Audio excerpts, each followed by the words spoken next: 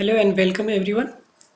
आज हम लोग बात करेंगे एनपी 2020 के न्यू एजुकेशनल स्ट्रक्चर के बारे में, जो कि 5+3+3+4 है। बहुत सारे लोगों को कन्फ्यूजन हो रहा है 5+3+3+4 को समझने में। तो इस वीडियो को शुरू से अंत तक देखेंगे और आपको आसानी से सारे कन्फ्यूजन दूर हो जाएंगे कि 5+3+3+4 है क्या। ओके, तो चलिए आइए देखते हैं। हमारा देश जब आज़ाद हुआ था तो डिफरेंट स्टेट में डिफरेंट डिफरेंट एजुकेशनल स्ट्रक्चर मौजूद था, मतलब कोई सेम एजुकेशनल स्ट्रक्चर नहीं था।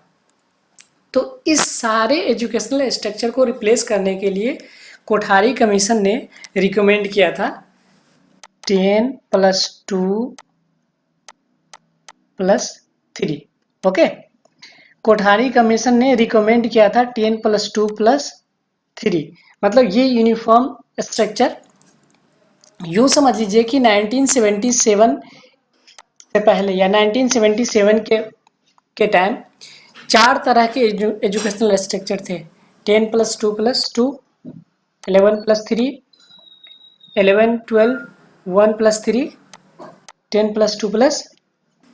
तो भारत में एजुकेशनल स्ट्रक्चर के लेकर के पहली बार ये बदलाव नहीं हुआ है। ओके, इस 1977 से पहले 4 तरह के एजुकेशनल स्ट्रक्चर थे, डिफरेंट स्टेट में डिफरेंट डिफरेंट स्ट्रक्चर मौजूद थे। ओके, तो इसको रिप्लेस करने के लिए कोठारी कमीशन में 10+2+3 एजुकेशनल स्ट्रक्चर दिया, जो कि पूरे इंडिया में यूनिफॉर्म था। अब इसको क्या किया गया, न्यू एजुकेशन पॉलिसी में क्या किया गया, इसको बदल के 5+3+3+4 किया गया है।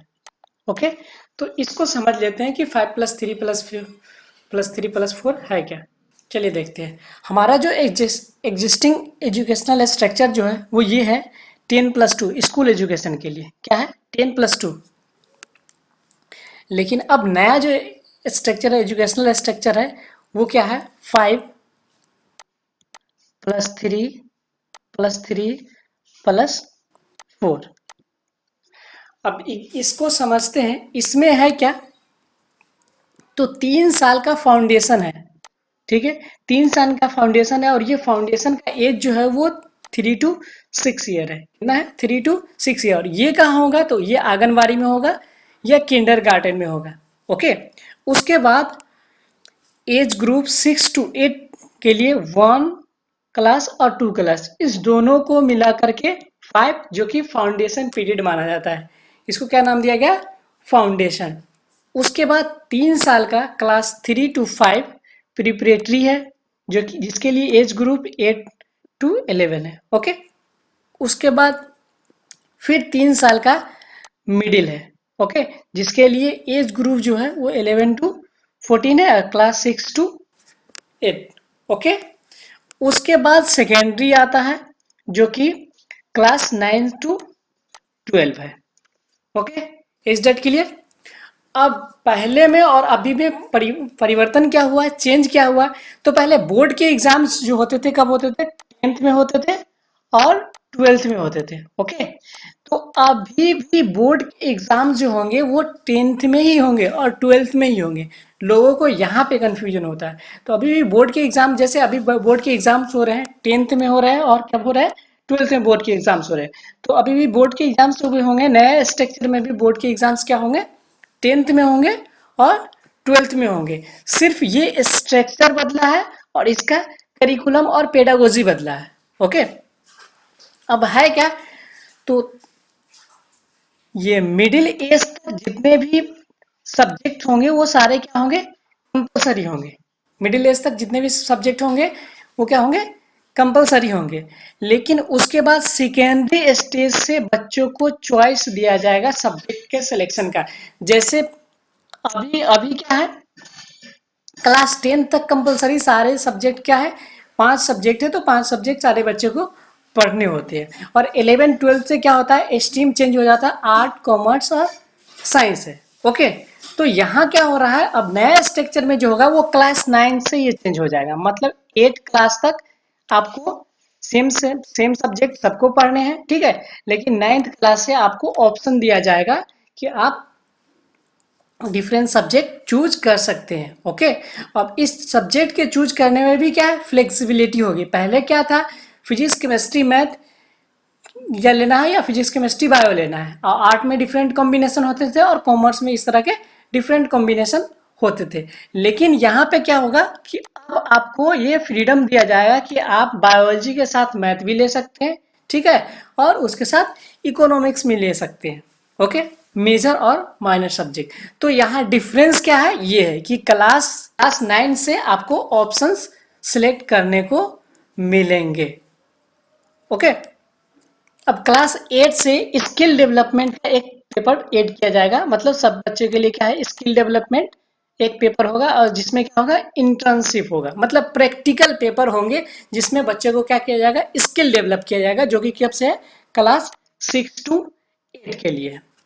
हाँ, अब रही बात इम्प्लीमेंटेशन की, तो ये new education national education policy तो आ चुके हैं। अब यह क्या इम्प्लीमेंट हो जाएगा, कल से इम्प्लीमेंट हो जाएगा? नहीं, ये कल से इम्प्लीमेंट नहीं होगा, नेक्स्ट ईयर से ये इम्प्लीमेंट नहीं होगा, ये जरूरी नहीं है।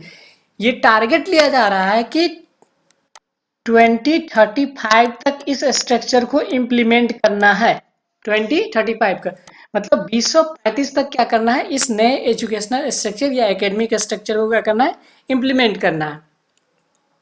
अब समझने वाली बात यह है कि स्कूल एजुकेशन जो सब्जेक्ट है वो क्या आता है, कंकरेंट लिस्ट में आता है। कहने का मतलब ये है कि वो स्टेट लिस्ट में भी आता है और सेंट्रल लिस्ट में आता है। और स्कूल एजुकेशन मेनली किस पे आता है, तो स्टेट लिस्ट में आता है।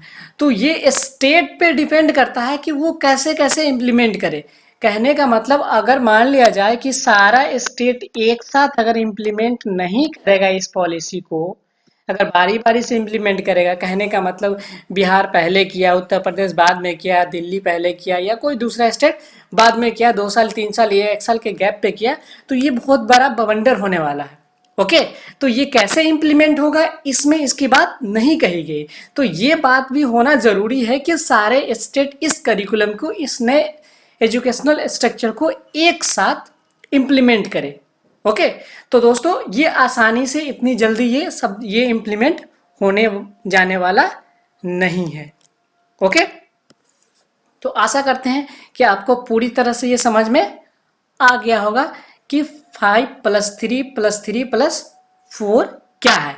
अभी जो एजुकेशनल स्ट्रक्चर है बस उसी तरह का एक एजुकेशनल स्ट्रक्चर, इसमें कुछ ज़्यादा चेंजेस नहीं है। इसमें क्या किया है, किंडरगार्टन के 3 क्लास को ऐड कर दिया गया है। एग्जामिनेशन का पैटर्न, एग्जाम वही होगा, 10th में और 12th में होगा।